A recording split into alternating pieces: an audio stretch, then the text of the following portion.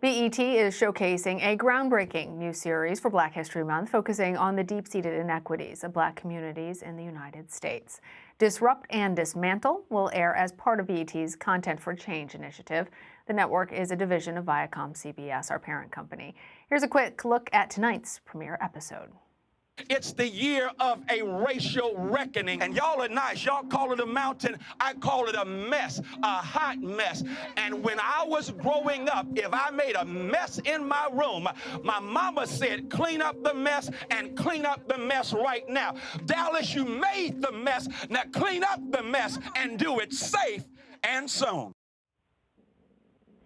For more, it is my pleasure to bring in award-winning journalist, speaker, author, and philanthropist Soledad O'Brien. She's the executive producer and the host of the 6-part investigative documentary series. Soledad, great to have you with us. So tonight's premiere episode is called Shingle Mountain. You meet a grandmother who's fighting environmental racism in her community in Texas. What are some of the struggles she encounters on her journey?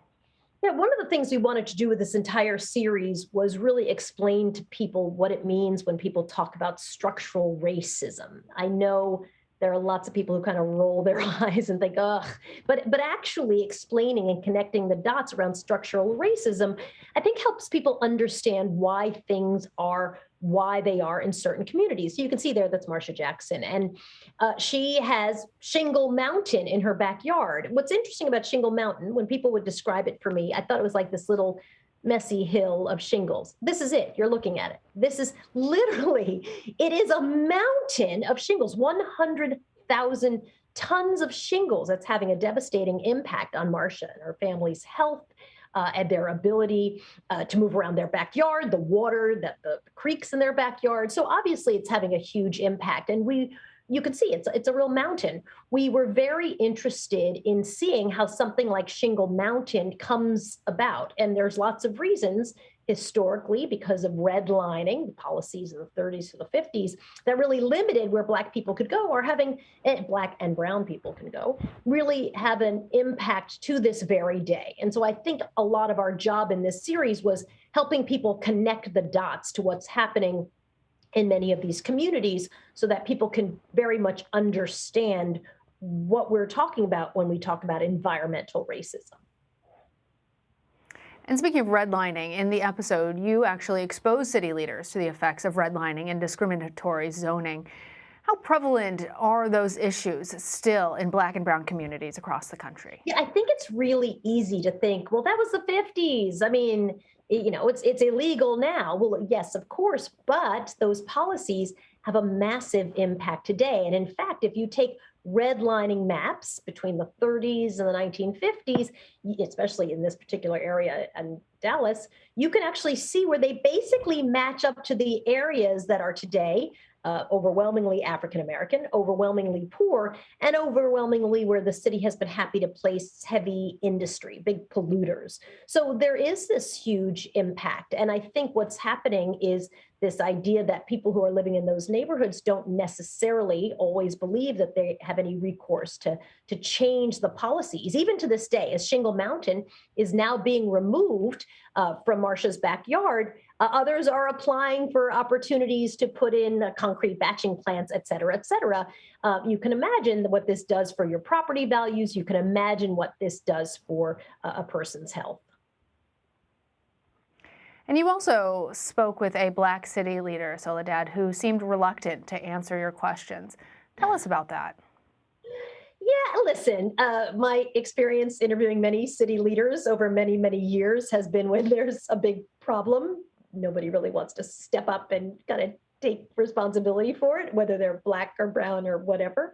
But I do think what we wanted to do was to have a conversation about who's responsible for cleaning up Shingle Mountain. How is it possible that you can have a constituent who has 100,000 tons of shingles dumped illegally in her backyard and not have efforts to clean it up? And so I think it was a combination of bringing attention, the local paper bringing attention to it as well, shaming in some ways city leaders into action, which really helped Marsha Jackson make some progress. And one of the things that we wanted to do in this series was very much give a roadmap to people. There are other people who have Shingle Mountain in their backyards. It's not actually Shingle Mountain, but it's something that's happening environmentally that they need to clean up, that they want to see changed. And we want to make sure that we're giving people a roadmap and a sense of, here's how you can think about these issues. Here are the allies that you can find so you can fight these issues. And here's how you monitor these issues and try to make change in your own community.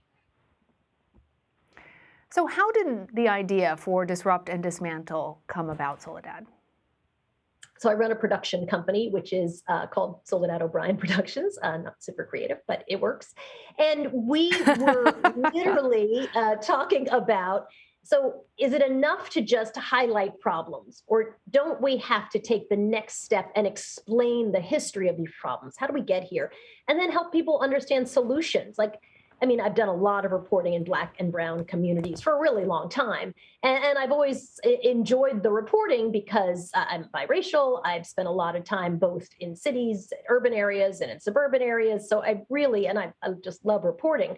But I felt like in these stories, it's really important to help a wider audience understand how we got here. Context is absolutely everything. But context without helping people think about what solutions could be or highlighting potential solutions, I don't think it takes you far enough. So that's what we really wanted to do. And so we started working on a project where, I mean, there's a zillion examples that we could be literally doing a show like this forever, unfortunately. And so we wanted to just highlight things that were unfolding in time right now, connect the dots to history that is a discriminatory history, and then explain what could be done to change those things. How do you disrupt racism? How do you disrupt discrimination? How do you disrupt structural racism when it seems so permanent, right? People are like, yeah, I'm against it, but I don't know. We wanted to help people figure out how they could make that change. It's very interesting, the idea of moving from just reporting, which is, I think, how a lot of us were trained. And I remember actually speaking with you when I was a very young journalist coming up. And you had encouraging words for and now me. you're a grown up. You've made me feel so old. No, I'm a grown up.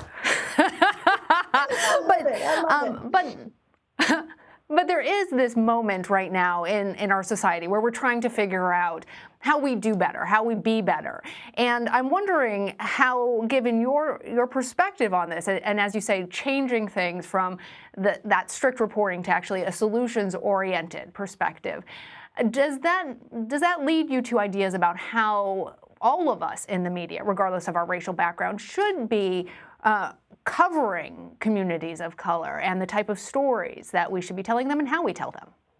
Yeah, I think that's how we should think about communities. Communities generally.